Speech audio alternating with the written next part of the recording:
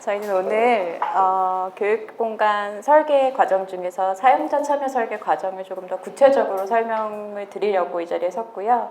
지금 저희 교육부와 함께 충북 사대부고를 진행하고 있는데 그 실질적인 사례를 보여드리면서 사용자 참여 설계가 왜 필요하고 어떤 식으로 이루어지는지를 좀 구체적으로 설명을 드리겠습니다. 사용자 참여 설계라는 함은 이제 많은 공간의 주체자들이 함께 모여서 이 모든 공간을 만들어가는 과정을 함께하는 것을 말씀을 합니다. 저희가 보통은 건축가가 공간을 이렇게 만들어 주었었는데 이제는 패러다임이 바뀌어서 건축가와 교사, 그다음에 학생들, 그다음 교육청이 주축이 돼가지고 TF팀을 구성을 하고 그 이외에 또 관계된 모든 분들이 모여서 이 공간에 대해서 같이 방향을 설정하고 같이 만들어가는 것이 큰 과정의 목적입니다. 그래서 기존의 어떤 과정이 한 번에 전문가들이 모여서 만들어주는 것이라면 이것들은 TF팀이 모여서 서로 만들어가는 그 과정에 초점을 맞추고 있어요. 그래서 그 과정 자체가 굉장히 중요하고 그 과정들을 어떤 식으로 만들어가는지를 오늘 좀 구체적으로 보여드리겠습니다. 실제적으로 이제 공간혁신 사업은 세 가지 단계로 이루어지는데요. 첫 번째 디자인 과정에 해당되는 어떤 참여 설계와 기본 설계가 끝나고 이제 실제로 공사를 위한 실시 설계와 공사비를 뽑는 견적 작업, 그다음에 시공을 위한 이제 시공 단계 이렇게 끝까지 세 가지 단계로 이루어집니다. 근데 보통 TF팀이라 하면 이제 이런 전문적인 영역은 전문가들이 하는 영역이고 그 전에 이제 공간의 기본 방향을 세우고 디자인 방향을 잡아가는 그 단계에서 TF팀이 함께 같이 진행을 합니다. 그래서 이제 용역이 시작이 되면은 TF팀이 꾸려서 이 기본 구상을 같이 만들어가고 그 기간이 약 2개월 정도의 시간을 거쳐서 보통 진행이 되고요. 그 TF팀을 통해서 만들어진 기본 설계로 건축가와 각 분야별 전문가들이 실제적으로 이제 공사를 위한 도면들을 만들어갑니다. 이 과정도 약 한 달에서 한 달 반 정도의 시간이 걸리고요. 그 과정에서 지속적으로 TF팀과 저희가 디자인 방향에 맞춰서 가고 있는 건지 아니면은 뭐 이런 식으로 셌을 때 문제가 없는지 계속 TF팀은 관여하게 됩니다. 그리고 그런 과정이 모두 끝나면 공사 시공이 들어가고요. 공사 시공은 규모에 따라 다르지만 보통 짧으면 2달에서 길면 4달 정도의 시간을 가지고 보통 인테리어 공사는 진행이 되고요. 그 과정에서도 시공자에게 그냥 맡기는 것이 아니라 건축가도 지속적으로 관리 감독을 하고 학교의 TF팀들도 공사가 제대로 되는지 시공자가 디자인 의도대로 만들고 있는지를 지속적으로 참가를 하셔야 돼요. 그래서 모든 전 과정이 TF팀들이 함께 가야 되는 과정이지만 그래도 가장 중요한 부분이 초반에 기본 계획을 만들어가는 과정이 TF팀에서 가장 중요한 과정입니다. 그래서 초반에 보통 그 TF팀들이 모여서 한 7차례에서 많으면 10차례 정도의 워크숍을 가지게 돼요. 그래서 1차 워크숍에는 그 TF팀들이 모여서 어떻게 이 사업을 만들어갈 것이며에 대해서 이야기를 하고 점차적으로 이제 구체적인 디자인 방향을 만들어가기 위한 회의를 하는데 이 과정을 주당 한 회씩 진행을 하더라도 총 2달 정도의 시간이 걸립니다. 그리고 TF팀에 이제 들어오지 못한 학생들도 있기 때문에 그 학생들의 의견들도 좀 받기 위해서 TF 회의랑 별개로 어린이 이제 학생 참여 워크숍이나 수업 같은 것들을 병행해서 모든 어떤 관계자들이 이 사업들에 한 번씩은 다 참여할 수 있게끔 하겠다는 게 이제 프로세스의 큰 목적입니다. 그래서 그간에 해왔던 과정들을 오늘 좀 보여드리면서 실제적으로 어떻게 저희가 진행해 왔는지를 좀 설명을 드리겠습니다. 충북 사대부고 교육공간 혁신 시범사업이라서 큰 타이틀을 이제 미래학교, 그게 무엇인가에 대한 주제를 가지고 저희가 시작을 했고요. 저희가 어떻게 가야 된다 정의 내리지 않고 TF팀에서 어떤 식으로 가야 할지에 대해서 이야기를 해보자 라는 논의를 가지고 첫 번째 TF 회의를 열었습니다. 첫 번째 TF는 이제 학교에서 TF팀을 구성을 해주셨는데요. 올해 상황이 코로나랑 이런 것들 때문에 너무 크게는 수집하지 못하시고 가장 주축이 됐던 학생들과 교사들, 그 다음에 건축가와 교육부 가장 큰 4개의 축들이 모여서 이제 1회 워크숍을 진행을 했습니다. 그래서 먼저 교육부에서 이 사업을 왜 하게 됐는지에 대한 오리엔테이션을 시작하셨어요. 그 교육부는 이런 의미에서 시범 사업을 하게 됐고 우리의 교육 방향은 이런 식으로 가야 되지 않을까라는 서두를 먼저 띄우셨습니다. 그 다음 저희가 이어서 기간의 어떤 학교 공간 혁신 사례들을 보여드리면서 우리가 이번 워크숍 동안 가져가야 될 3가지 원칙들에 대해서 좀 말씀을 드렸어요. 그래서 워크숍을 통해서 어떤 디자인을 만들어 가겠지만 첫 번째는 공간을 만들 때 공간을 한번 만들면 수정하기가 쉽지 않아요. 한 20년, 30년은 써야 되기 때문에. 그래서 그렇지만 이제 수업이나 교과 과정은 계속 변하니까 그런 변화하는 교과 과정에 공간이 잘 대응할 수 있는 방법이 무엇인지에 대해서 우리가 고민을 해보자. 이런 주제를 드렸고요. 두 번째는 어떤 수업을 위한 공간이나 이런 기능적인 공간뿐만 아니라 아이들이 대화나 소통을 할 수 있는 그런 여분의 공간들도 분명히 있을 건데 그 공간들을 좀 찾아보자 라는 이제 미션을 드렸고, 세 번째는 이 모든 어떤 워크숍 과정이 건축가들도 교육에 대한 어떤 커뮤니케이션에 대한 방법을 배우고 학생들이나 교사들도 건축에 대한 것들을 배울 수 있는 서로에게 도움이 되는 어떤 시간이 되자, 좀 적극적으로 참여해서 그 과정을 좀 즐기자라고 말씀을 드렸습니다. 그리고 저희가 첫 번째로 충북 사대부고가 어떤 식의 교실이 돼야 될지 크게 방향을 3가지 드렸어요. 그래서 첫 번째 보여드린 이미지를 보여드리면서 어떤 기존의 교실의 틀은 유지하지만 좀 다양한 수업이 가능한 이런 교실을 원하시냐, 아니면 조금 더 획일적이지 않은 배치가 있고 좀 자유로운 수업이 가능한 이런 교실을 원하시냐, 아니면 좀 더 미래적으로 아예 교실이 없고 아이들이 교실이나 교과의 구분이 없이 자유로운 공간에서 온라인으로 수업을 하는 이런 교실의 모습을 상상하는지 어떤 3가지 유형들을 보여드리면서 우리가 지금 어느 방향을 통해서 가야 되는지 우선 방향성에 대한 질문을 첫 번째 워크숍에서 드렸습니다. 그래서 이것들은 어떻게 보면은 지금의 교과 과정이나 학제 뭐 이런 것들과 관련이 있기 때문에 선생님들께 어떤 식으로 수업을 하실 건지, 그 다음에 그 수업을 하기 위해서는 어떤 교육기기가 필요한지에 대한 설문조사를 지속적으로 진행을 했고요. 그것들을 바탕으로 해서 이제 어떤 식으로 지금 가고 싶은지에 대한 기본적인 어떤 방향을 잡고 시작을 하려고 이런 설문조사 이런 것들을 시작했습니다. 어린이들이 만약에 학생들이 참여할 수 있는 이런 상황이 온다면 저희가 같이 수업에 들어가서 학생들과 이제 학교 공간이 어떤 식으로 바뀌었으면 좋겠는지 간단한 워크숍이나 수업을 진행하면서 아이들의 생각들을 직접적으로 들어보기도 합니다. 근데 이 과정이 학생들에게 아이디어를 받는다는 것도 좀 의미가 있지만 건축가가 실제로 선생님이 또 돼봐서 아이들이 어떻게 행동하는지를 살펴보기도 하고, 또 선생님은 건축관 학생들이 이런 공간 수업을 어떻게 하는지 이런 것들을 서로 입장을 좀 바꿔가면서 상황을 바꿔보는 이런 과정이거든요. 이런 과정을 통해서 모두가 이제 이 공간이 바뀌고 어떤 식으로 바뀔지에 대한 준비를 다 같이 해나갑니다. 그리고 이제 그것들을 바탕으로 해서 2차 공간 상상하기라는 워크숍을 진행을 했습니다. 선생님들이 주신 설문조사 같은 것들을 바탕으로 해서 저희가 선생님들이 필요로 하신 어떤 기능들이나 요구사항들을 좀 분석을 하고 이런 것들을 하기 위해서 우리가 어떤 공간을 만들어야 될까라는 질문을 드렸습니다. 근데 선생님과 학생들은 전문가가 아니기 때문에 이것들을 바로 만들 수가 없어요. 그래서 저희가 이번에 쓴 방법은 어떤 이런 블럭들을 만들어서 직접 공간에다 배치를 해보는 이런 방법들을 썼습니다. 근데 이런 워크숍 방법은 상황에 따라 계속 달라요. 저학년 학생들이 이렇게 들어오는 워크숍 같은 경우에는 실제로 만들기 같은 걸 해보기도 하고, 지금 여기는 고등학생이고 선생님들이어서 다이어그램을 가지고 공간을 만들어 보게끔 했습니다. 그래서 이런 것들을 이제 공간에 배치를 했을 때 어떤 공간이 되는지 저희가 샘플을 좀 이렇게 만들어서 예시를 보여드리고 한번 만들어 보세요 라고 지금 저희가 이렇게 워크숍을 진행을 했어요. 그래서 한 팀은 학생팀, 한 팀은 선생님 팀으로 2팀으로 나눠서 서로 다르게 어떻게 생각하는지를 좀 들어보고 싶어가지고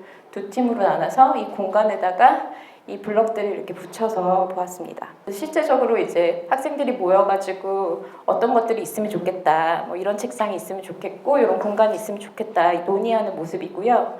저희 건축가가 한 명 붙어서 그것들을 제대로 갈 수 있게끔 가이드를 좀 해주고 도와주기도 합니다.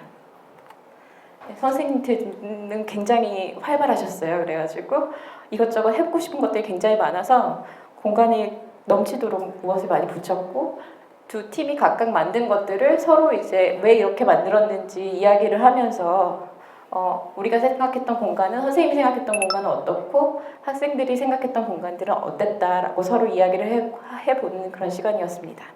그래서 3차 워크숍은 그때 주신 것들을 바탕으로 해서 저희가 실제적으로 그걸 공간화를 한번 해본 사항이에요. 그래서 이건 학생들이 만들었던 워크숍인데 학생들은 여기는 이제 공간 자체가 미술실과 정보통신실과 크게 말하면 기술가정실 세 개의 교실인데 그것들을 어떻게 다르게 만들어 볼까였습니다. 그래서 미술실을 만들고 이쪽에 기술가정실은 아이들은 싱크대가 이렇게 쿠킹 클래스처럼 가운데 크게 있었으면 좋겠다. 뭐 이런 의견을 줬고요. 정보통신실은 뭐 책상도 없고 그냥 막 자유롭게 이렇게 수업했으면 좋겠다 이런 피드백을 줬고 다 화장실이 기존에 있었는데 화장실 필요 없고 자기네는 선생님들 눈이 피해서 쓸 수 있는 동아리실이 꼭 필요하다.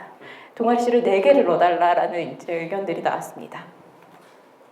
그래서 그거를 저희가 조금 더 현실적으로 도면화해서 이제 보여드리고 그런 공간이 됐을 때 어떤 모습이 되고 어떻게 수업하실 수 있는지를 구체적으로 이제 설명을 드리고요. 선생님이 만들었던 이런 평면들도 저희가 구체화해서 보여드리면 선생님들은 이런 쿠킹 클래스 같은 큰 교실은 필요 없고 가정은 1년에 몇 번 안 쓰니까 테두리에 놓고 좀 자유로운 어떤 이런 다양하게 쓸 수 있는 다목적 교실이 필요하고 앞쪽에는 굉장히 다양한 수업을 프리하게 할 수 있는 공간들이 필요하지만 큰 테이블 같은 게 좀 있어야 되고 여기는 미술실이 좀 크게 있고 뭐 이런 공간들이 필요하다라고 했습니다. 그래서 그것들을 저희가 또 실제적으로 도면으로 그려드리고 그것들이 생기면 어떤 공간들이 만들어지는지 설명을 드리면서 각각의 장단점을 저희가 구체적으로 설명을 드리고 그날 이제 어떤 것들이 좋다라고 결론을 지었습니다. 그래서 학생 팀에서는 이런 것들이 좋다. 요거는 가져가자. 그 다음에 선생님 팀에서는 요런 게 너무 좋다. 요거는 선생님 걸 가져가자. 그래서 요거와 요 위에 것들을 섞어서 새로운 평면을 만들기로 이렇게 결정을 했습니다. 그래서 모든 이 진행 과정들이 저희가 어떤 평면을 먼저 그려서 드리는 게 아니라 선생님이나 학생들이 직접 만든 것들을 건축가가 전문적인 어떤 언어로 다시 바꿔드리고 실제로 구성될 수 있도록 도와드리고 이게 어떤 공간이 될 수 있는지 설명드리는 그런 역할을 주로 했습니다. 그래서 주신 공간으로 새로운 어떤 평면들이 정리된 공간들을 만들고 이 공간들이 어떤 식으로 기능하는지를 구체적으로 이제 설명을 다시 드리고요. 아직 이 무채색인 이 공간에 어떤 충북 4대 공복 안에 디자인 아이덴티티를 넣을까에 대한 고민을 이제 4차 워크숍에서 같이 했습니다. 보통 학생들이 많이 차지하면 이제 브레인스토밍이라 그래서 포스트잇에서 이제 막 많은 거를 붙여서 우리 학교 하면 생각나는 것들 뭐 이런 워크숍을 하는데 중간에 이제 등교가 결정돼가지고 학생들이 학교에 오는 날 전교생을 대상으로 해서 선생님들이 설문조사를 해주셨어요. 그래가지고 그 아이디어 보드를 이렇게 만들어 주셔가지고 그것들을 저희가 정리해서 학교에 들어갈 메인 아이덴티티 컬러와 상징물들을 좀 정리하고 이것들을 디자인에 반영하기로 했습니다. 그래서 이 정도면 기본적인 평면과 디자인 방향이 4차 정도에서 어느 정도 나와서 5차는 어느 정도 기본 계획을 보여줄 수 있는 상황이라서 이때는 저희 TF팀뿐만 아니라 관련된 모든 분들을 모시고 보고회를 하는 자리를 마련을 했습니다. 그래서 그동안 우리가 어떤 식으로 진행을 했고 그 결과물이 이렇게 될 거다라고 공유를 하고 그렇게 됐을 때 다른 분들의 생각은 어떤지를 공유하는 그런 자리입니다. 그래서 5차 워크숍 때는 그동안에 진행했던 어떤 이런 것들을 설명드리고 건축사 사무소에는 최대한 구체적인 어떤 이미지를 만들어서 여러 사람들이 소통할 수 있고 이해할 수 있도록 설명을 최대한 드리는 것들이 가장 중요하다고 생각합니다. 그래서 모형을 만들거나 아니면 투시도나 동영상들을 통해서 우리가 만들고자 하는 공간들을 최대한 설명을 드리고 이렇게 바뀌었을 때 어떤 공간이 될 것 같다라는 것들을 공감하실 수 있게끔 최대한 설명을 드립니다. 이 기본 설계 보고가 끝나면 이제 다 같이 모여서 다시 질의회신을 하게 되는데요. 이게 무엇인지 설명을 요하시면 저희가 설명을 드리기도 하고 저희가 놓친 부분을 체크해 주시면 반영을 하기도 하고 아니면 서로 오해가 있는 부분들은 설명을 드리기도 하면서 기본 설계 방향들을 이제 좀 정리를 합니다. 그리고 그것들이 끝나면 이제 학교에서는 이런 식으로 피드백을 계속 정리해 주세요. 모든 회의가 끝나면 이 학교에서의 의견들은 어떻고 그 다음에 어떤 것들이 보완되어야 된다 체크리스트와 피드백을 계속 주셔야 됩니다. 왜야 그것들이 최대한 많이 기본 설계에 반영이 되고 설계에서 놓치지 않게끔 가기 때문에 이것들을 이제 담당하시는 선생님들이 지속적으로 해주셔야 돼서 선생님들의 업무가 사실 굉장히 많아집니다. 네. 그래서 기본 설계가 어느 정도 끝나면 디자인의 방향은 이제 결정이 되는 상황이고요. 그 이유는 이제 실제적인 공사를 위해서 각 뭐 전기, 통신, 시스템들과 다 모여서 어떤 시스템 회의나 뭐 에어컨이나 통신 네트워크는 어떻게 할 것인가 이런 기술적인 협의를 진행을 하고요. 그다음 실제적으로 마감재 같은 것들을 어떤 거를 쓸지를 실제적인 재료를 보면서 같이 결정을 합니다.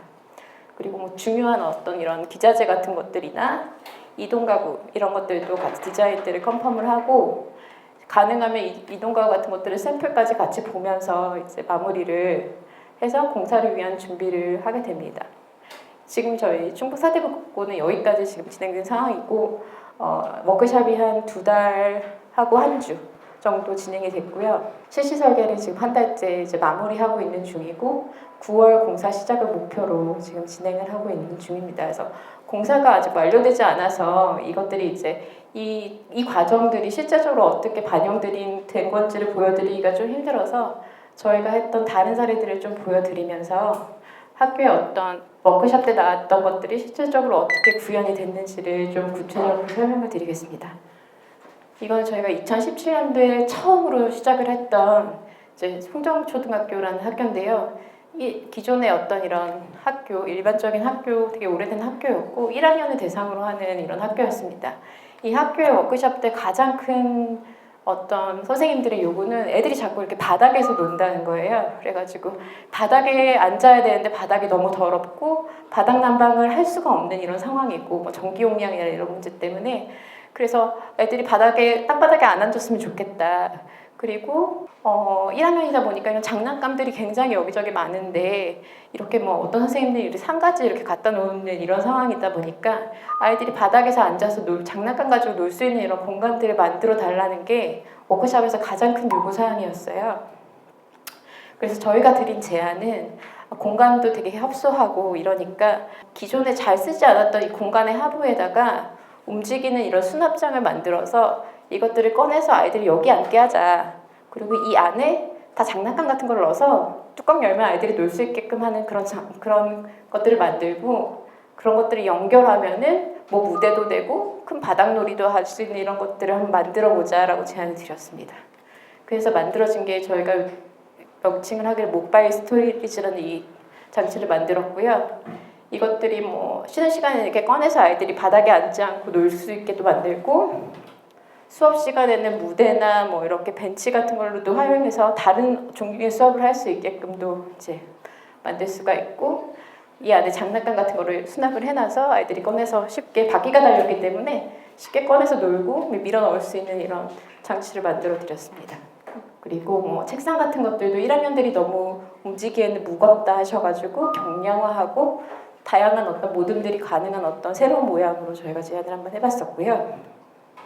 아이들이 워크숍 때 이제 1학년들은 해보면 거의 무지개, 뭐 수영장 이런 것들 해달라는 요구가 되게 많고 학교에 푹신한 공간이 많았으면 좋겠다 뭐 이런 요구들이 되게 많았어요. 근데 교실은 공간이 너무 한정되니까 그런 걸 해드릴 수가 없어서 복도를 최대한 알록달록하게 좀 하려고 노력을 했고 남는 공간에 아이들이 이제 놀 수 있고 쿠션놀이나 뭐 올라가서 놀 수 있는 다락 같은 것들을 만들어서 아이들의 의견도 가능하면 최대한 반영할 수 있도록 좀 신경을 썼던 부분입니다. 여기는 2018년도에 진행했던 원신초등학교고요. 똑같이 서울입니다. 여기도 똑같이 1학년 교실을 대상으로 하고 있고요.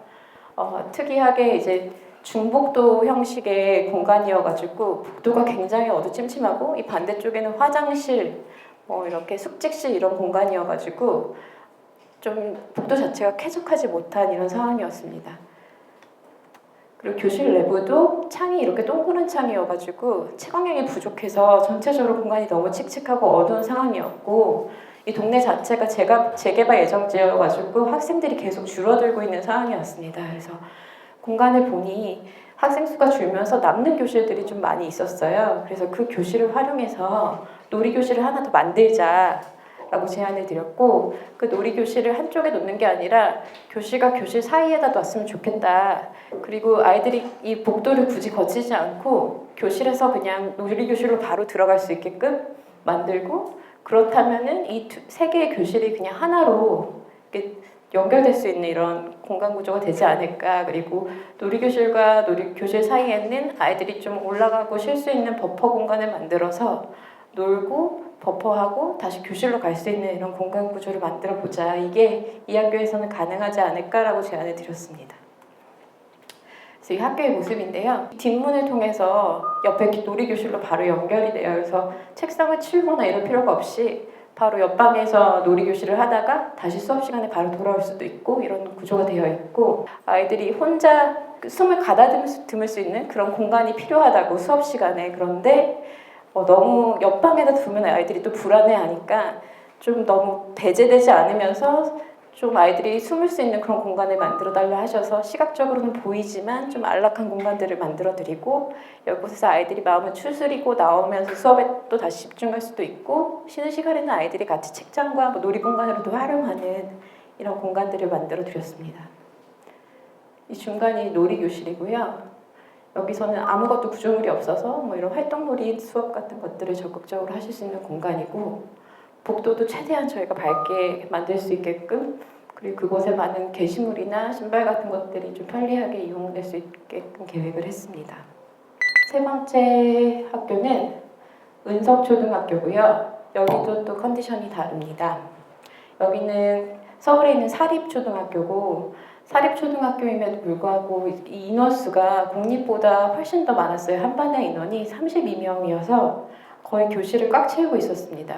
그리고 모든 면이 이 32명의 수납장들을 다 둘러싸고 있어가지고 아이들이 무언가 할 수 있는 여지의 공간들이 전혀 없는 이런 상황이었고 선생님은 앞에 있는데 이거 여기도 1학년의 교실인데 이렇게 오열이 되다 보니까 선생님이 앞에서 뒤에 애가 보이지가 않는 거예요. 그래서 애가 뭘 하고 있는지 컨트롤이 되지 않는 이런 상황이 계속 발생하신다고 하셨습니다. 그래서 저희가 드린 어떤 솔루션은 교실의 방향을 바꾸자. 이쪽이 아니라 반대로 바꾸면 3열이면 충분히 이제 아이들을 배치할 수 있고 이것을 디귿자로 배치하면은 선생님과의 거리가 충분히 짧아질 수 있다라고 제안을 드렸습니다.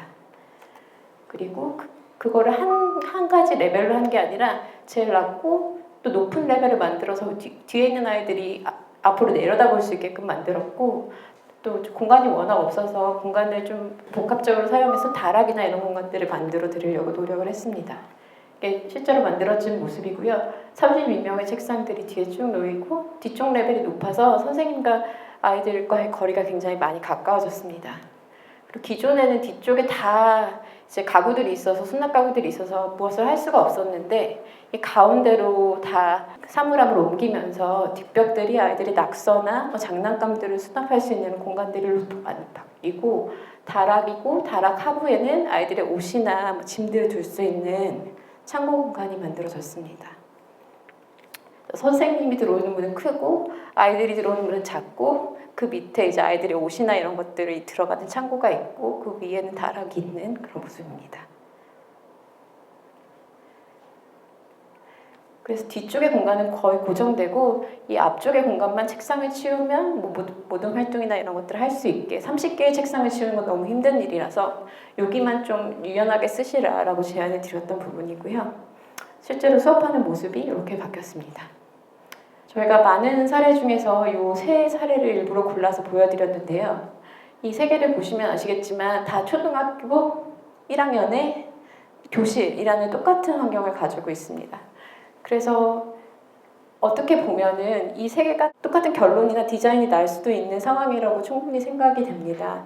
그런데 아까 보시다시피 학교마다 가지고 있는 상황이나 컨디션이 무척 다르고 그런 것들을 건축가가 그냥 첫 번에 알 수는 없고 그게 다 모두 사용자 참여 설계를 통해서 우린 이런 것들이 불편해 아니면 이건 이렇게 바꿨으면 좋겠어 그런 과정들을 통해서 나오는 그런 모습이었습니다.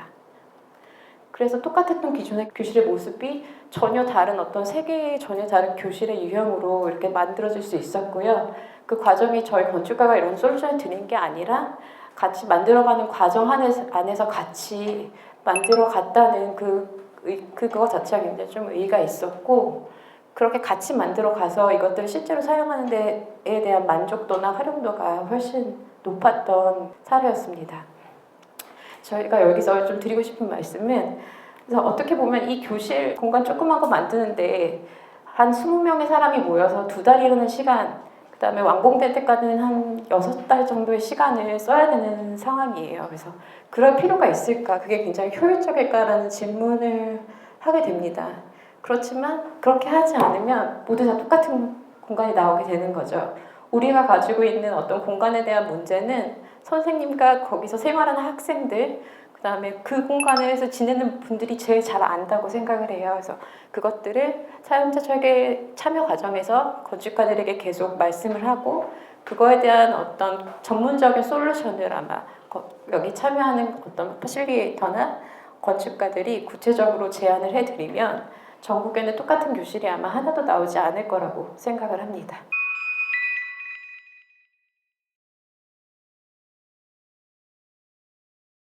사용자 참여 설계라고 하면 정말 모든 거를 그 사용자에게 맡긴다라는 의미로 해석하실 수 있는데, 그래서 그 워크숍에 참여하는 건축가가 많은 준비를 해서 갑니다. 더 이상 이 범위를 넘어가지 않게 이 안에서 답을 내실 수 있게끔 가이드를 유도를 하는 편이에요. 그래서 그 안에서 답을 주시면 감사하지만 그 이상의 것들이 넘어갈 때는 그 과정을 협의를 하는 과정을 통해서 정리를 하셔야 됩니다. 각 분야별 역할을 정확하게 이해를 하셔야 돼요. 워크숍에서는 4개의 큰 축이 같이 하는데 각각의 분야와 영역이 있어요. 저희 건축가는 다 조율을 하고 그다음 공간에 대한 전문가라는 거를 존중을 해주셔야 되고요. 건축가는 반대로 교사분들은 교육이나 수업 방식에 대한 것들, 실제로 사용하시는 것들은 교사분들이 제일 잘 아신다. 그리고 행정적인 것들, 학교에서 해도 된다 안 된다는 거는 교육청이 제일 잘한다. 이런 각각의 서로의 가이드를 영역을 정확하게 알고 계셔야 되고 그 선들을 서로 지켜주셔야 돼요. 그러니까 예를 들면 교사분이 디자인 이게 더 낫지 않아? 이런 식으로 제안한다든가 건축가가 이런 식으로 수업을 해 라고 제안할 수는 없는 거예요. 그렇기 때문에 그것들의 선들을 좀 명확하게 서로의 역할들을 좀 인식하고 존중을 해주셔야 되고요. 디자인의 영역은 어떻게 보면은 듣지만 결국에는 디자인은 건축가의 영역입니다. 그렇기 때문에 그것들에 대한 좀 존중을 해주셔야 된다고 생각을 해요.